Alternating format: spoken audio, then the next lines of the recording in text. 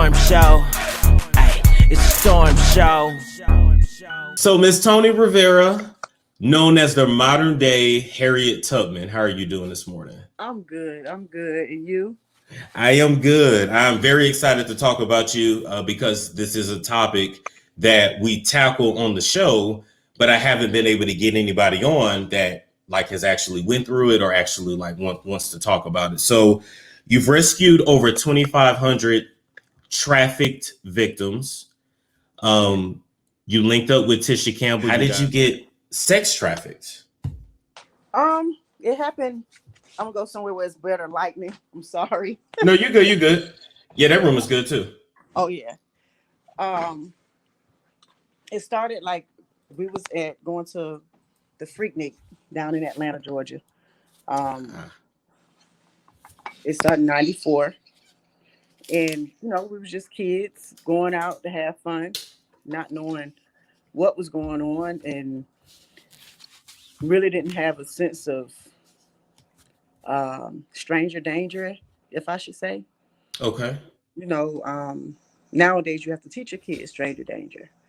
Back then it wasn't stranger danger. It was more of, if your family know them, you know them. I'm from the South, so that's just how it is. If your family knows someone, you know who they are because your family know them. Right. But we went to the Freaknik. We was just chilling. We went down. I'm giving you the short version. But we went down and, we didn't know what was going on. We had no money when we went down there. And us going down there just to have fun with the family friend, just oblivious to the dangers. Got there, didn't have money, stopped in the middle of 85, dancing on top of cars. And this guy just took interest in me. Again, didn't know anything about stranger danger. Not knowing what he was looking for. Me being who I was at that time, young kid, broken. And how old were you at this point? 15 going on 16. Wait a minute. Your parents let you go to Freaknik at 15? No, they ain't let us. We were supposed to have been at an overnight. We were supposed to be at one of my friend's house. We snuck away. Okay. We snuck there, Wow. Okay. And by us sneaking away, led me down a road where there was a point of no return. I had a life that I wanted to pursue. After high school, couldn't do that because I got caught up in, the things with him. He from 94 to 96, I'm thinking, okay, he's my boyfriend. I'm still in high school. I brought him to my little town where I'm from. So thinking, okay, he's my boyfriend. Mind you, I didn't know his real age. At that time, I thought he was like 18, 19. Come to find out, once I got to Charlotte, he was actually 25. Wow. Grown-ass man. Grown man. So when I met him in 94, my thoughts was, okay, he 18, 19. He's down here with his friends. Lo and behold, didn't know that he wasn't that age. And he wasn't who he said he was. And he wasn't going to treat you the way that they say they're going to treat you. Exactly. I'm glad you brought up the point boyfriend, because I talk about that on the show. Like, a lot of people think girls are just being snatched off the street, which does happen. Yes. But a lot of them, I call them daddy pimps. I'm sure I'm sure there's an actual term for it. So would you call him a pimp, or is he a gorilla? Like, what's the difference? A gorilla. A pimp, I don't know if you saw the video on my page a couple months ago when we were talking about the thing that was going on down in Atlanta with a certain couple down there. I won't name. Oh, yeah. And I was trying to teach people, and I think that's why everybody pulled back from it, because a lot of people saw that video. I mean, that video was crazy. People was posting it everywhere. Yeah. Well, I try to teach people it's a difference between being sex trafficked and prostitution. Okay, what is the difference? Because people need to know. Okay, the difference is with sex trafficking, you get nothing.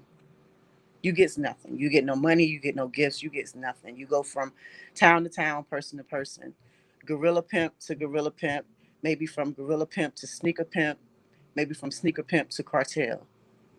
Is levels to it. Okay, you're Um, gonna have to explain that to us too, because the people gonna want to they gonna want to know that part too. But go ahead. yeah, with being sex trafficked, you don't, like I said, you don't get gifts. Um, you don't get the privilege, of what a prostitute has. Sex trafficking, you're not going home. You staying in a shelter. I mean, in a stable. It's like nowadays we call it the trap house, but back Uh, then they were stables. You get what I'm saying? Um, prostitute Prostitution, you get gifts, you get money, you get to go home at night when you want to go home. You may have a pimp, regular pimp, where you're just paying him just because, um, to put you on the block, to set you up with Johns, with people, to let you know when the next party is, to go wherever. With the gorilla pimp, he's making all decisions for everybody and everything, all decisions, and that's the difference. Like I said, with the recruitment, say you're my friend. If you're okay. my friend, and I say, "Hey, Storm, yo, I got a lick. Let's go." I just recruited you to go with me with someone else to make money. That's prostitution. That's called recruiting. But when it comes to sex trafficking, you go multiple places. Um, Not only are you going multiple places, but you're meeting multiple people.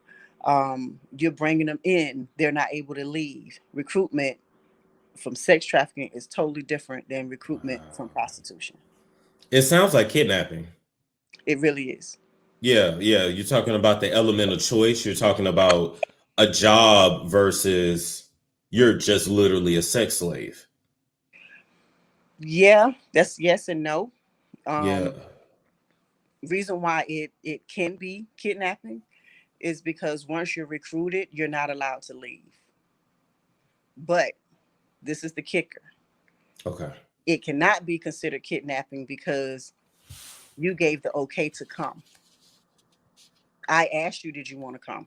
And you said, yeah. That day, but not forever. Yeah, but you said, but yeah. but I said yeah. And 9 times out of 10, with you saying, yeah, and coming in, by the end of that night, you're drugged out. You don't know what's going on.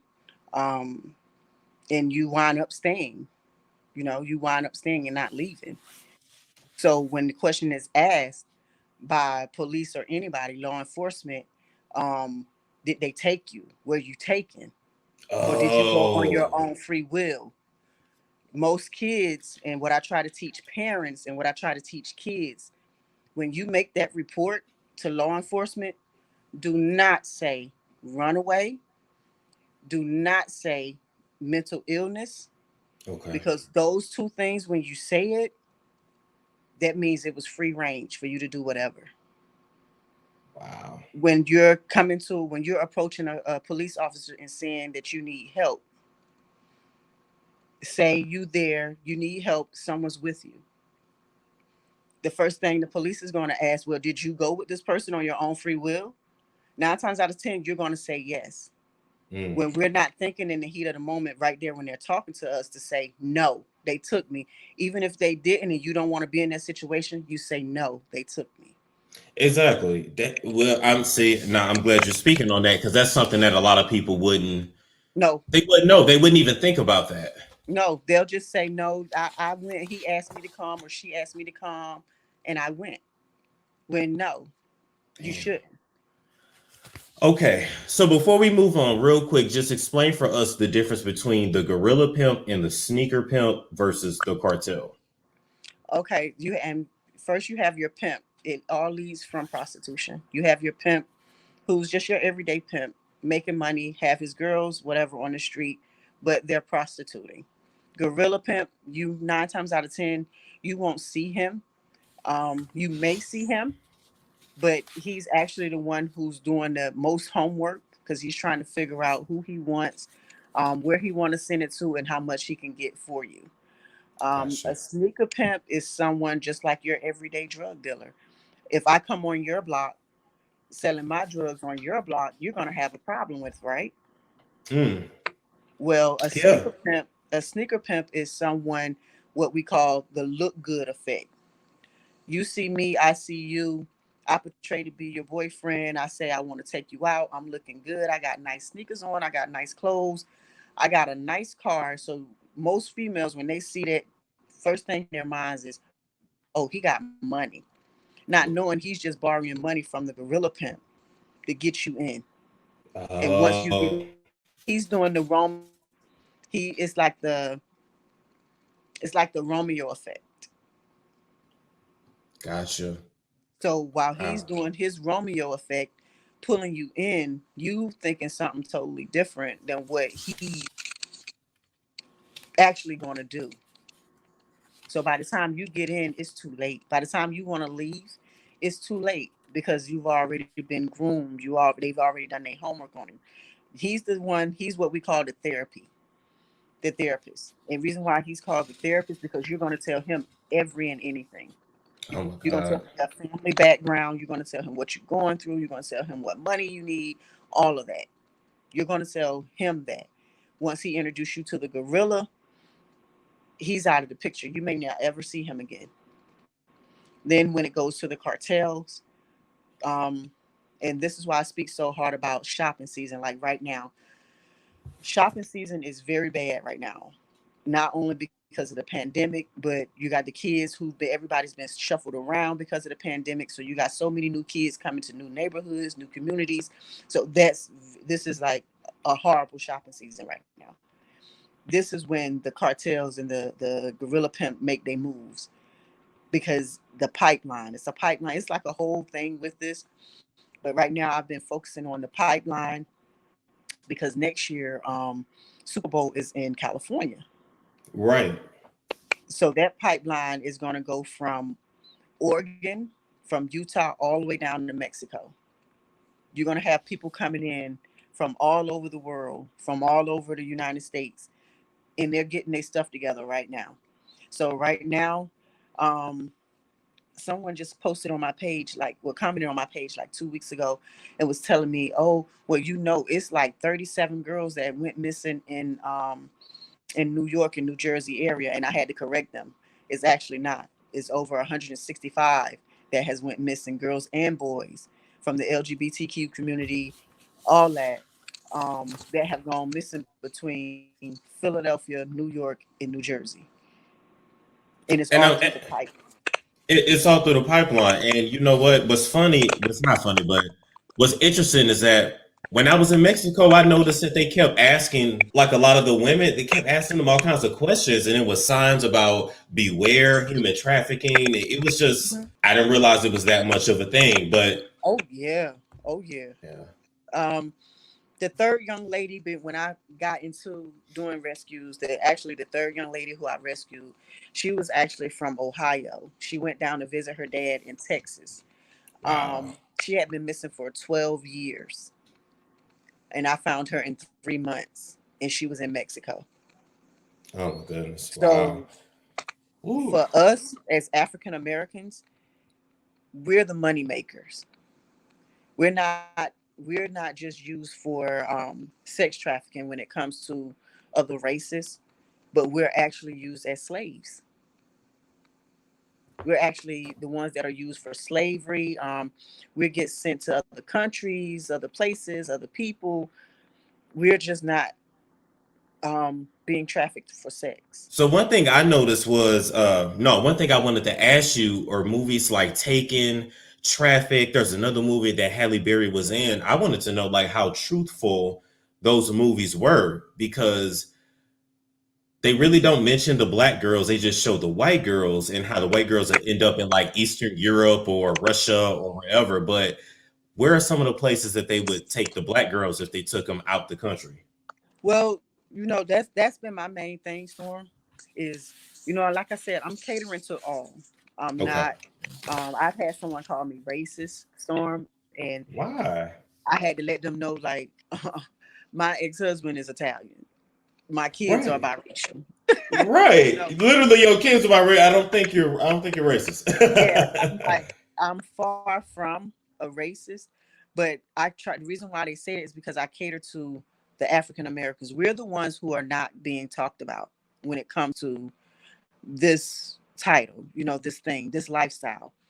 We are the ones who's going missing the most, and no one is talking about it. No one is talking about it. Right. And go back to the movies that you're talking about. I haven't even seen Taken. Someone else asked me had I saw that movie. I have not seen that movie. I don't know anything about it. But the movie Traffic with Paula Patton and Omar Epps. Have you seen that one? Yes. I've Okay, seen bits and parts of it, yeah. okay, well that's based on my life. Oh, wow. I worked with Dion and Roxanne on that movie. It's actually based on my life. Wow. Events in it are. So a lot of that is true from that movie. I can't speak from Taken because, like I said, I haven't seen it. I haven't seen not one. But the last movie I saw with Halle Berry in it, where they took her son. Yes, Yes. that's how it's done. It's done like that. And, when it comes to, like I said, go back to what I just said about us Black African American kids and adults and men and women. It's so much that could be done with us, not only just trafficking, but go back to being back to the slave type shit. You know what I mean? Yeah. Um, we're being trafficked. We're being taken for harvesting our organs. It's big. It's not a big for nothing. You know what I'm saying? Speak on that, please, because a lot of people think when you talk about organ harvesting, organ trafficking, they think that it's conspiracy, you're crazy. That doesn't really happen. But when I look at cases like Kanika Jenkins, when I look at all these kids that just end up missing, when you look at even the movie that Jordan Peele made and how they were actually, they wanted the bodies of Black people, like it makes you think that this shit has to be happening. Oh yeah, it's happening. 2013. I was having my son, my last son. I don't know if anyone or your followers remember, but a hospital in Boston, Massachusetts, someone actually set two big black trash bags full of lungs, and other organs. You probably can Google it. Um, they set them there. It was like two big trash bags full of organs and other things. Um, when I heard about it, that's what it didn't sit well with me. But then I started putting two and two together. I don't know if you remember, around that same time, probably like a year or so later, uh, all these kids from Washington, D.C., Baltimore, Maryland, Virginia, that area, they Started just coming went missing. missing. Yeah. And then, like a year after that, it was a hospital down in Texas, I believe. It was either Texas or Florida. The same thing happened. Someone had dropped off all these organs on ice in this trash bags. Wow. So yeah, Wow. it's real. Don't think that it's not. It's real.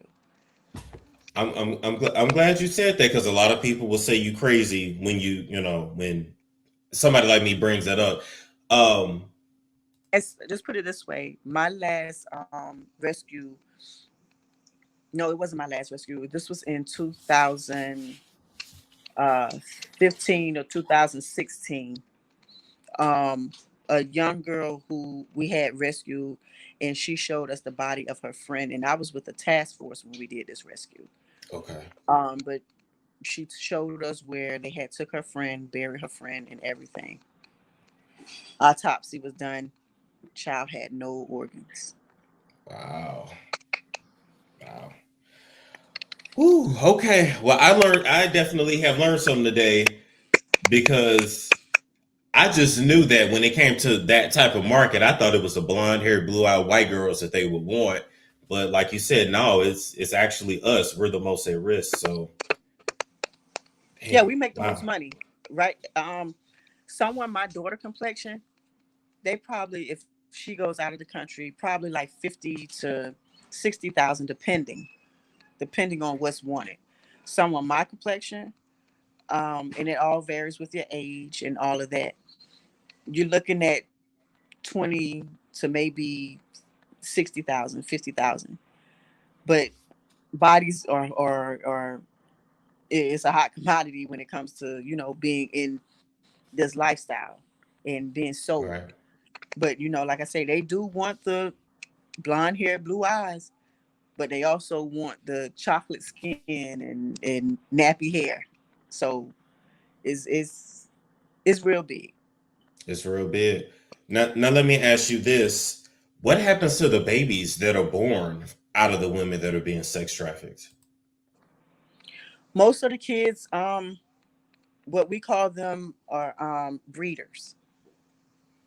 If it's a boy, he'll be raised just regular, quote unquote strong minded, become to take his dad place, to be in his dad's space, taught the ropes. If it's a girl, if you're I think 2 years ago it was a young lady down in Texas. I'm gonna give you an example. She had a Okay. daughter. I got the call, and we were looking for this kid. Didn't know, we was told that this kid was in foster care. No, this child was used. It was a little young girl. She was 5 years old. I think I still got it on my page. We caught them just in the nick of time before they got over to from Texas to the border of Mexico. She was going to be sold as a debt payment. So boys, they usually keep, but girls, if they owe someone a debt, they usually just sell them off. I haven't heard too many cases here in the United States, but it is common. It has happened here in the United States. Um, Law enforcement, or the news don't pick stuff up like this, so you wouldn't hear about it unless you in the middle of it and knowing what's going on. I've seen so much stuff come across the news where I picked up right then and there, okay, this is what this is, but they're not going to let the public know. Gotcha. And So you're able to see right through the BS that they're giving us. exactly, exactly. Oh man. Oh my God. Okay, so when girls or young women are being recruited and young men, what what are they looking for? Like, what are some of the signs where you, as a predator or pimp or whatever, oh, okay, that's the one right there. Like, what are some of the signs? What are the signs for what you would look for to see Yeah, more to a get. gorilla pimp or a sneaker pimp? No, oh, I'm sorry, I said that wrong. What are some of the traits of someone that would make an easy victim of sex trafficking? I'm sorry, it's early, so I Anybody, can't get my words together. anybody could become a victim. You could become a victim and not even know it. Wow. um you have to just have the sense of knowing who you're dealing with and what you're dealing with. If something, I tell people, if something don't seem right, 9 times out of 10 is not right. um Someone asking too many questions when you first meet, red flag. You have no business asking me so much personal stuff about my life, my family, or anything when we just met. um be careful when you see people, when you're out and about. Be very aware of your surroundings when you're getting in your cars. Don't try not to park near vans or trucks, cars with tinted, a lot of tint, like dark tint. Try not to park against that. When you're at Walmart, try to park in the light somewhere near the cameras. um, when you're out and about, know your surroundings. Know, you're not going to know the people, but pay attention to the people. I had someone whose daughter went missing in New York, in Queens actually, and they actually knew the guy. They would see the guy in the neighborhood, but they didn't know he was actually there doing his homework. They thought he stayed there. It's Mm, okay to be nosy. So I tell everybody, it's all right to be nosy. You know what I mean? Learn your neighborhood, learn your people in your neighborhood, because if you don't, that's just the one that might have slipped through the crack that you don't want in your neighborhood. But she actually was going to school. She would see him outside all the time. all the time. He always would have his phone in his hand, but she never paid any attention to it. Lo and behold, he was recording her. He was taking pictures of her. Wow. Doing his homework on her. And she didn't know it until the night she was coming home from school, getting off the train, and scooped her up. And when I put the word out, it happened 3 months before the Super Bowl. And once the word got out, she actually was on her way to Atlanta to be sent down to Kissimmee, Florida, through the pipeline. And they would have never saw her again. I try to tell parents and people that once you hit Florida, Kissimmee, Florida, it's nothing I can do. It's out of my hands. Wow. If you don't reach out to me, then that's like the end of it. I'll never find you once you hit Florida. Kissimmee, Florida is a drop spot. It has been a drop spot for years, probably since 1998. It's been a drop spot. Okay. You have the amusement park there. You have the ports there. You have so much stuff there. And it's connected to from 85 to 95 to from Atlanta, all points south. Is right before you get into like the heart of Florida. Everything happens there. Once you hit there, I will never be able to find you. It's like a heaven for traffickers. Wow. And honestly, that's something that I never would have known if I hadn't talked to you. I never would have knew that. Yeah, a lot of people don't. When I started teaching teaching with the task force and going and talking to them, and when they would call me, it was always, well, have you guys checked Kissimmee, Florida? And I remember, like I say, the first 3 or 4 times, going in and teaching and talking to them and them letting me know like what was going on. And every time I would say it, they would just look at me. But at the end of it all, that's where they were finding these kids at, in the hotels, waiting to be transported. That's where they would find them at, right there. And I always would tell people, Kissimmee, Florida, it's a cool place. But when it comes to being in that lifestyle, that's the drop point. Wow, that's a drop point for it there. So one thing I was curious about, especially since like Atlanta is the stripper capital of the South, what percentage of the strip clubs, the strippers and or the porn stars, like what percentage of them are being sex trafficked? Like who's there because they want to be there and who's there because they have to be there? I really can't give you a number on that. The last person asked me that, I had to like let them know, when you go to these places, check and see who's the youngest. If that person is like very young, then you start questioning it. You're gonna have some there who are young, but if they're in there and they don't know what they're doing, you have to just be observant when it comes to that. It goes on. The young lady who was rescued from St. Louis, that actually happened to her. She wasn't doing good with the sex department, so he took her to Atlanta and just dropped her in there. The owner did not know what was going on. They thought, okay, well, that's just a boyfriend that's coming here to keep watch on her, not knowing that he actually had her there. So I can't give you a number because it happens so frequently. I haven't really did my research on that. Okay. Because it happens a lot. Wow. And it's just something I wonder, because it's like, okay, these strip clubs, they pop up everywhere. Okay, how many, like what's really going on behind the scenes? So I'm glad you spoke on that. Now, my next question for you. Atlanta is the hub. Yeah. And Atlanta is the hub, so it's going to happen there. It's been happening there. Just no one never really paid attention to it. So let me ask you this. When you were out on the streets, did you encounter any celebrities or government officials? I plead the fifth. Yeah. Okay. I plead the fifth on that one. I understand. I'm not gonna ask you names.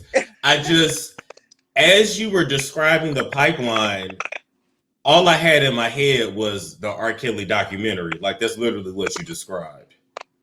I I'm not mean, asking you to say that, but that's what you described. I can say this. I have actually saved two well-known celebrities who did not know what was about to happen. Um, I can be honest with you and say more than likely, 9 times out of 10, the celebrities, they don't know what is going on. They thinking that it's just a groupie or a fan. Um, okay, well, she the lucky one to just come up and she was one of the lucky ones to come to the room to get smashed, but not knowing, okay, if you're married, I got something on you. Not knowing, you got a girlfriend, I got something on you. They're not checking their clothing. They're not checking their hair. They're not doing any of that. Um, I've had a situation where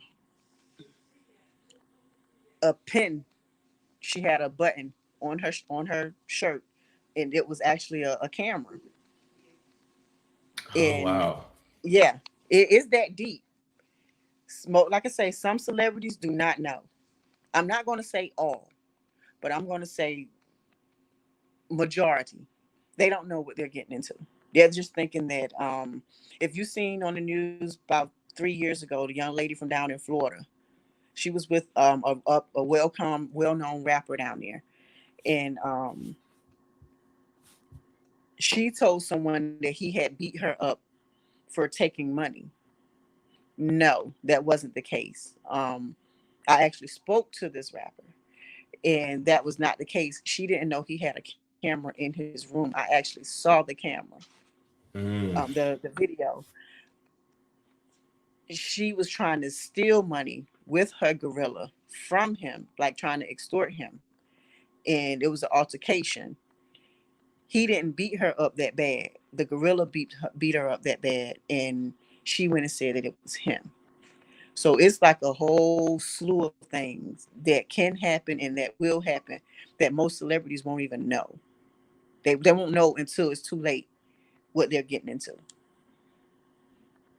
And then now they're being extorted. Now it's a problem. Wow. Oh my God. Okay. Wow.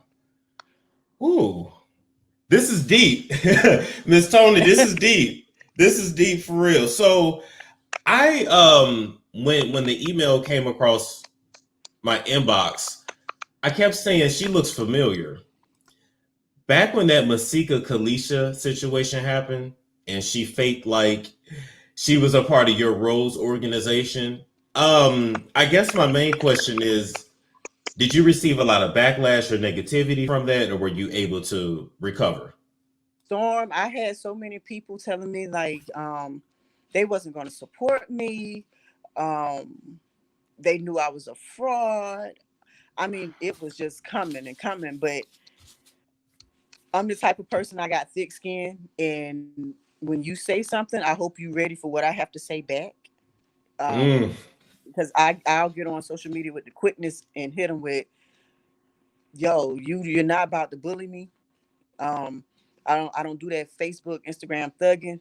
Drop your location." Oh yeah, no, you about that life. Oh, you you about Oh that yeah, life, oh yeah. like. So I'm real quick with that. But when it came to her, um, it was just crazy because I knew I didn't reach out to her to ask her to do anything. I don't even know her. Still don't know her.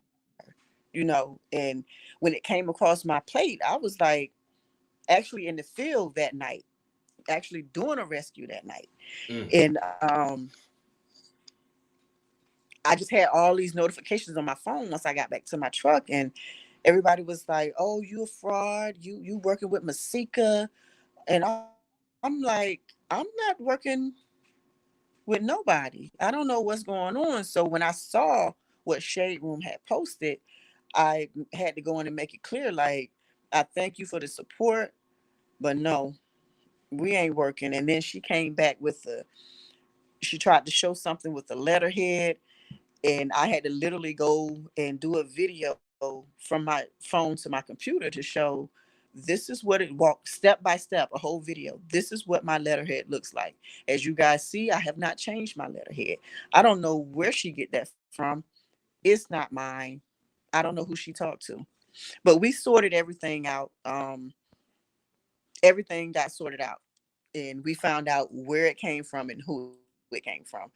And, me and her talked, and she apologized and I apologized because I had to let her know, she was just that last video when she kept coming and coming. She had some people in her ear like, yo, I don't think you want to go that route. Even one of my friends, one of my best friends, like got in her inbox and was like, don't do it. You don't want to wake that Toni up. And we squashed it. But like I told her, you should have checked with me.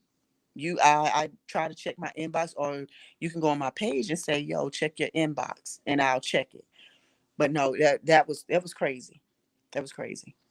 Yeah, that situation was insane, and I didn't understand. I didn't get it, but I'm glad it got sorted out.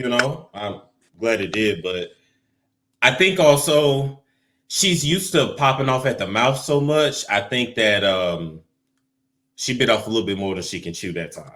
Oh yeah. Oh Just a yeah. little bit.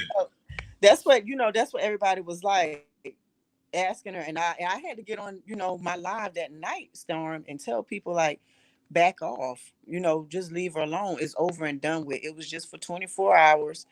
um Rose got his little 15 minutes of fame. Just back off, leave her alone, because people was coming at her like, oh, I bet you ain't gonna say nothing back. Why you ain't saying nothing back? Da da da da. And I was like, yo, just chill. Just chill. I said, I'm in a chill mode. I don't want no drama. I don't like drama. I like to just be to myself. I'm private. I just stay to myself and do me. But they were really coming for her. Wow. Now let me ask you, how did you actually end up linking up with Tisha Campbell? Tisha hit me up after the interview on the Breakfast Club. A lot of people hit me up after that and was asking to, want to do something, want to try to do a series or whatever. But it didn't pan out with me and Tisha. Um, so it was like no hard feelings or anything, but we just couldn't find a home for the show. And what they wanted to do, I really wasn't in agreement. I was in agreement with probably 15% of it, but the rest I wasn't. And it fell apart, but she came with open arms, sincerity, and she really wanted to get it done, but we couldn't. Okay, and sometimes it's like that. It really is. Sometimes it's like Yeah. that. Okay, well, tell us where we can find more information on the Rose organization. Tell us what it stands for. All that. Rose stands for well, it was a lot. It was before it became Rose. It was Helping Hands. It was another name, but then my husband, actually, we were sitting down and I ran it past him, and I didn't realize what the letters were. It's Restore Overcame Sexual Exploitation. Um, it's my baby. Uh, we do a lot in the communities, with especially with the LGBTQ, because that's where we're seeing the most numbers when it comes to homelessness with the kids, sex trafficking with the kids. We're seeing a rise within the LGBTQ community, because you got a lot of parents right now who aren't being supportive of their kids, telling them this, and they're putting them out. So, um, and like I've been saying for the last probably couple months, with me not doing any more rescues, um, I want to gear up and cater to helping these young men and young women, just find their way through life. I have a saying: we're all broken crayons, but we still can color. Been saying it since 2012. And for us, we're old as fuck. Number one, we ain't doing no more. The kids are the future. You know what I mean? And if we're not backing the kids and the youth, who the fuck are we backing? They're the ones who's going to come in and take this over. You know, we've done what we need to do, and that's what roles I want to tackle so much when it comes to homelessness, being molested, being raped, um, just all that in one. And not just sex trafficking. Everybody's not being sex trafficked. Everybody's not being trafficked. But you better believe someone has a story where either they've been touched when they was younger, either they've been molested when they was younger, or even raped when they was younger. Something when it comes to sexual exploitation, not just sex trafficking. And that's what I'm catering to. That's what I want to like help people with. And homelessness, going back to school, staying out of prison. You know, my husband, he's going to be working with High Judge. I think it's Haseen. I want to say give a shout out to him because he just emailed me about setting up something with my husband. But my husband also does this where he helps at-risk teens and try to just steer the kids in the right direction. Versus we're the kind of family because we have steer kids 21, 19, 18, 15, and 7. So we have each Oh generation. man. Wow. Exactly. So what me and my husband we want to do is we're like the blueprint to parenting. What not to do with your child. Because what wasn't done with us, we're going to teach your asses don't do that with your kid. Because if you do, your kid will wind up like me and him, you know. So we work with and talk to so many kids on a daily, whether it's just on the phone or by email, talking someone off the ladder from committing suicide, helping them to tell their parents that they're gay, turning themselves in when they've done something wrong and not don't want to turn themselves in, but got to do it because it's going to get worse if you don't. So my husband has like a big um, presence in everything I do, you know, because of not only his background, but me and his background. I can honestly say I got what I asked God for. And that was a man to be standing, accept my flaws, become one with me, and help me in all the things that I want to do. And he has done that. And that's beautiful. And I think it's great that you are also giving women hope that look, you might have went through this in your life, but you can find love too. We got folks out here telling these women they gonna die alone. And listen, your future ain't gotta be like your past. It really don't. Exactly. And that's what I try to teach. I pretty much try to practice what I preach. You know what I mean? Not just women, but men. If you're gay, say you're gay. Don't try to hide it because a lot of people get hurt doing that. You know, and I set the tone. I try to set the tone where I want what I want to see in my communities. I want to teach it. I want to keep it going. I want to build on it. I want to make sure that it's flourishing. And like I said earlier about the LGBTQ, I've worked with so many of them, by Zoom, and especially being in California and New York, working with the LGBT community, it has opened my eyes to so much. And I can honestly say this one guy named Robert. He really opened my eyes. Robert actually hitchhiked, and I mean hitchhike from I think it was Iowa. No, it was Detroit. All the way from Detroit to California because his parents had put him out. He walked from he it was from Detroit to Las Vegas. He started walking in Vegas to come to California and hitchhike the rest of the way.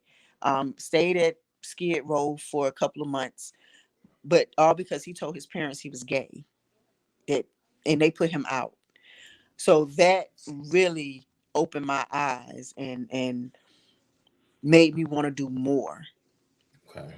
It made me want to do more in the sense of, no, we don't have to be our kids' friends, but we do have to fucking listen when they want to speak. Thank you. Because if they don't, if we as parents don't listen when they want to speak, they can wind up like me and my fucking husband. And we're gonna go to someone else who's gonna listen, but not knowing they taking advantage of us. They want to hear it, but Right. it's gonna be a time where they're gonna take advantage of us. So I prefer my kids to talk to me than get out here and meet somebody and talk to somebody in the street who we don't know from a hill of beans. No, talk to me. You don't have to be your Yeah. kid's friend, but you do have to have an open door policy where your kids can come talk to you about anything. Don't and I I preach so much it shouldn't be women empowerment, men empowerment. No, what about the parents and kids empowerment? That's what we need to get right now, especially in the black communities. We need that shit. Oh my We God, I'm glad you said that. We are like, as a people, we are so disconnected from parent to child. It almost seems like hell the kids and the grandparents have a better relationship than the own parent to child. Like yes. it's it's mind blowing. And I even said to my old man one day, I said, you know, you were my age at one point, right? Like you you Yeah. ain't coming to the world being, 50. Like you were my age at one point. So let me ask this for the kids who grow up to be young adults and they get their lives together. How do you forgive a parent? How do you forgive that family member that might have molested you? Like, where should they start? Because a lot of them, they're still carrying that. I mean, I carried it, like I said just now. When I asked God for my husband, I got what I asked for. Okay. We have our fuck ups. We go through our shit. Don't think everything is all hunky dory because it's not. He still have to put up with my mouth and my bullshit. But it's because I sometimes I go back. You go back to that. If you never got over a trauma from a kid, what it looks like when you get older. It Mm, still fucks with you. If you don't, I don't tell everybody, oh, go out and get counseling. No, I didn't do it. I went through 36 counselors, psychiatrists. Did not work for me. What worked for me, being molested and raped, being molested as a kid and raped, getting old as older, um, my kids. My kids saved me. Um, it taught me I can love anybody unconditionally. mm. Um, I put and I don't mean to get all biblical and religion, but I'm the type where how can I say I love God and not love my fellow man? Well, You can't. it's a good point. Um, Good point. you can't do it. If God is a forgiving God and He quote unquote made me in His image, why can't I forget? I don't have to forget it. I don't have to forget what you've done to me, but I can forgive you for it because at the end of the day, that's because your heart was evil. That's because you had some demonic shit going on with you. So Yeah. I can't take that blame. I can't, I won't let you win and I get out here in the world and continue to fuck it up, which that's what happened to me. I was self-destructing because everything had happened to me. And how I actually got into the life was it was in my mind that, okay, my two family members did this to me. So why can't I do it for free with a stranger? I knew them and they did this to me. So what's the difference, And I had to battle with that every fucking day. That was a battle for me, Yeah. And now that I'm older, like I said, I forgive them. I don't associate with them. I will never forget it. And I ask God to strengthen me. If you ain't spiritual, if you're not right with your spirit and in your faith, it's nothing I can tell you. I can't tell you. Mm. You have to be right with that in order to be on the same on a good path in life. Not like I said, I'm not saying everything is great, is fine. I don't have my days, I don't have my struggles. But at the end of it all, I know that I have a higher calling. I know my journey, I had to be the vessel for my journey. And God just helped allowed me to go through so much because he knew I was going to be able to help others and let them know what's going on. And people ask, how can you help so many kids? How do you do it? And I always tell them, I know a kid that has went through trauma. I know a kid when they're in trouble, because I can convert back to that childhood when I did it. That's how I get along with kids. How I get along with parents is because I know what you're going through. That's why I know I have a higher calling. I wasn't here just to be sitting here. Um, I went through all of this so I could help other people. I went through the homelessness. I've been on drugs. I was on drugs for years. Alcohol, domestic violence, you name it, I have been through it. So I know I'm a vessel. So someone else can learn and I can tell them how I got through it. I can give my opinion. I don't have to go to school to become a therapist and all that. I can give you my opinion and I can show you how I got through it, and it might just work for you. Yeah, I mean, and people fail to realize too, like when you're trying to get over something, talking to somebody that's actually been through it is very helpful. It's nothing against the degrees, it's nothing against all that, but a book cannot teach you real life. That's just my opinion. And that's why I have stormed. That is why I have been through over 30 plus psychiatrists and therapists, because I look at it as, I call it brain fucking. You ain't about to get in here and fuck with my brain. Yeah. And let me know your opinion. I can go talk to a homeless person or a crazy person on the street to know their opinion. Whereas I need someone who has went through it so they can tell me and walk me through how I need to get through this. I don't want to hear your opinion or your advice when it comes to that and you haven't been through it. I need to be with someone and talk to someone who has been through it. I agree with you there. Any other projects you want to promote today? Yeah, well, I have my own production company. It's called Toni D Rivera Productions.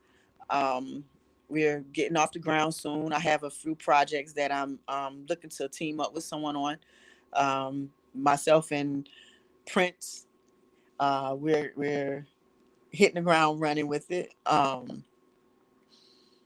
I'm planning a tour.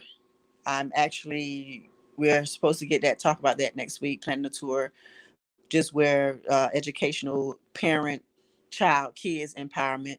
I'm writing another book. We're just getting started on that. So we're just getting started on a lot of stuff because, like I said, I'm done with the rescuing. Um, I'm just doing me now, living my life versus trying to live for someone else and helping other people when it comes to that aspect, putting my life and my family in danger. So I backed off. And I just want to focus on me and my kids and my husband. I got you. And believe it or not, those rescues that you were doing, that was your therapy. Oh yeah, it was. That was it right there. That was it. That was it. Yeah.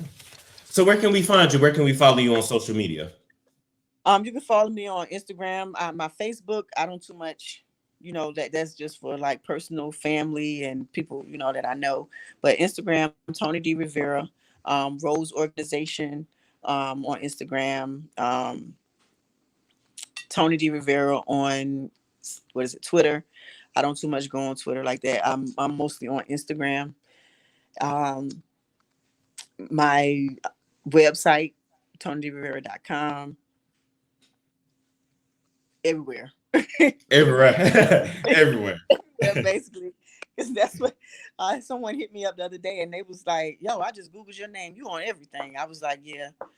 You really are. Yeah. Yeah. You really are. I'm like, yeah. So wherever you want to find me, all you gotta do is just put it in Toni D Rivera, and trust me, it'll pop up.